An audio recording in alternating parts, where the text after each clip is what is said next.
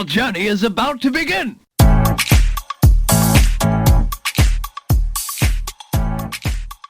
Hello à tous et bienvenue dans Happy Healthy Funky, le podcast pour oser la réinvention professionnelle et enfin kiffer sa vie pro.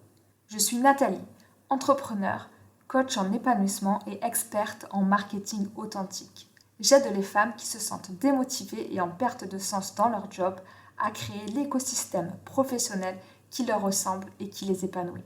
Que ce soit en changeant de poste, en bifurquant de voie, en se lançant dans l'entrepreneuriat ou un subtil mélange de tout cela. Dans l'épisode du jour, on parle de connaissance de soi, de confiance en soi, d'émotions et de nouveaux horizons. On aborde de vrais sujets de vie pour nous questionner, nous inspirer et tendre vers l'épanouissement professionnel et au-delà, pour nous, les femmes modernes qui veulent vivre leur meilleure vie sans compromis.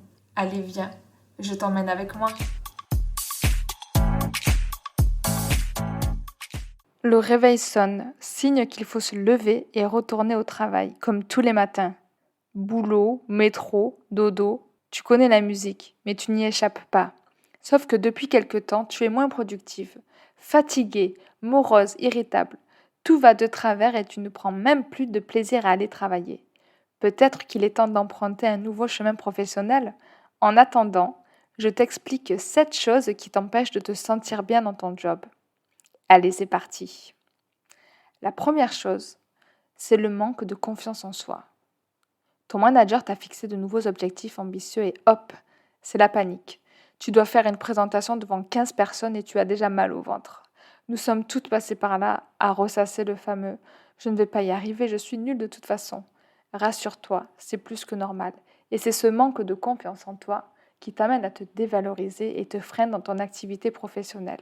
Il entraîne également souvent des émotions négatives comme le doute. C'est le moment où tu t'interroges sur ta place au sein de l'entreprise, tes compétences. La peur, ne pas être à la hauteur, décevoir. Et la culpabilité, croire que tu es responsable quand les choses ne se déroulent pas exactement comme prévu. Et si je te disais que ce manque de confiance en toi n'était pas immuable, que cela pouvait changer? Il existe heureusement des solutions pour t'aider à reprendre le contrôle, car la confiance en soi se travaille et se gagne pas à pas. Comment?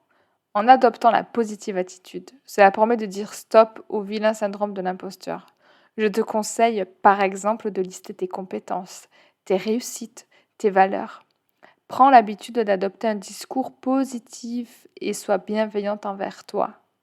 Si tu ne l'es pas, personne ne pourra l'être. Apprends aussi à mieux te connaître et accepte tes points faibles. La connaissance de soi est un levier essentiel pour se sentir bien dans son job. Renforce aussi tes compétences. Tu peux continuer de te former et apprendre de nouvelles choses en continu.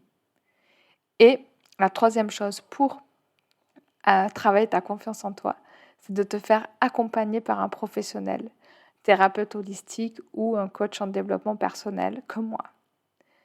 La deuxième chose qui fait que tu ne te sens pas bien dans ton job, c'est l'impression d'être tiraillée entre ta vie de femme et de maman si tu as des enfants, qui t'empêchent de te sentir bien. Concilier sa vie de femme et celle de maman n'est pas une mince affaire. C'est pas toujours facile d'être une Wonder Woman sur tous les fronts, en plus avec les mythes et les injonctions de la société. C'est justement l'une des raisons de ton inconfort permanent dans ton job. Et tu n'es pas la seule. D'ailleurs, selon une étude IFOP, 85% des mères éprouvent des difficultés à conjuguer leur vie de mère avec celle de femme active.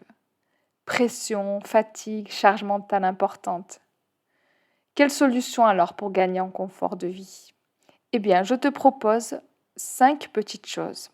La première, c'est d'arrêter de culpabiliser. Fais juste de ton mieux. Tu ne peux pas tout faire et tu ne peux pas être parfaite sur tous les fronts. Alors accepte et fais-toi aider. C'est possible aussi de déléguer certaines choses. La deuxième chose, pour éviter d'être tiraillé, c'est d'impliquer davantage ton entourage dans les tâches du quotidien.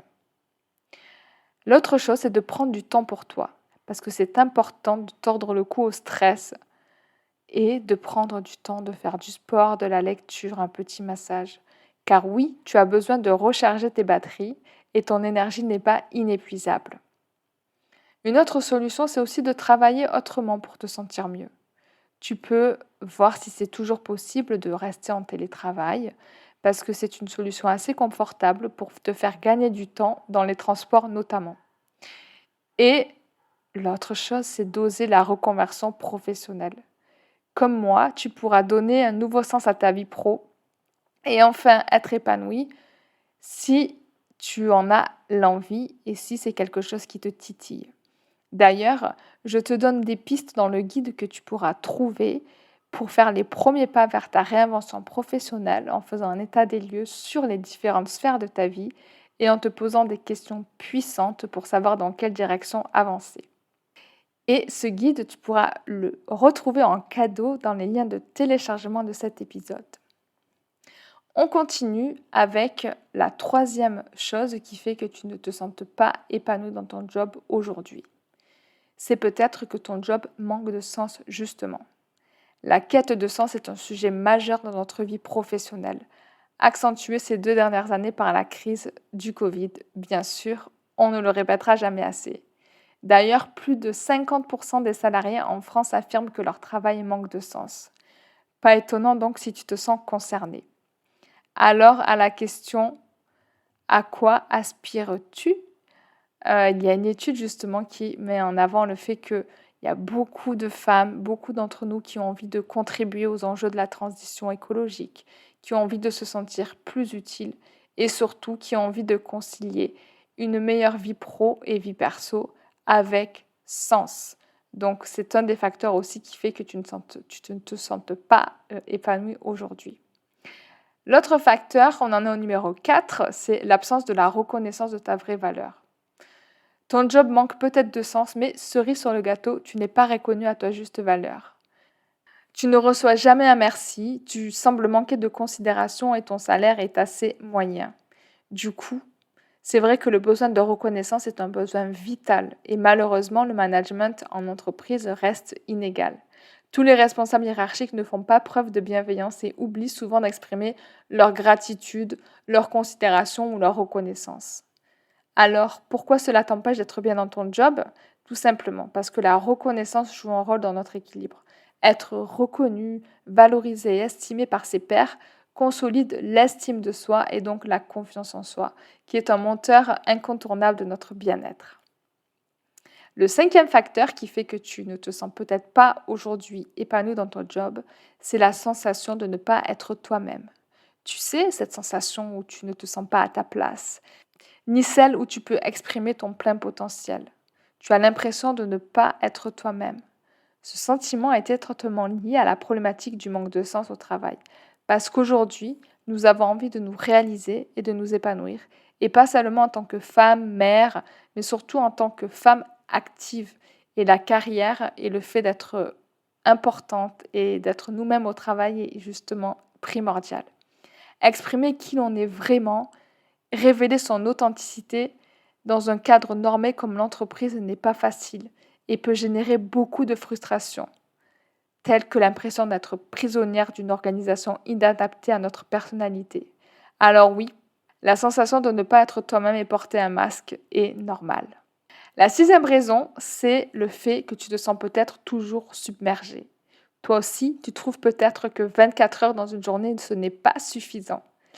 Ah, si seulement nous avions le pouvoir de nous dédoubler pour accomplir plusieurs tâches en même temps.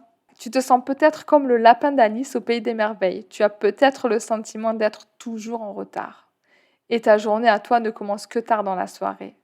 Sauf que la fatigue est telle que tu n'arrives même plus à garder l'œil ouvert pour lire ce roman que tu as tellement envie de finir de lire mais qui trône depuis des mois sur ta table de chevet. Voilà où tu en es peut-être, toujours en train de jongler entre vie professionnelle, les enfants si tu en as, et ton conjoint.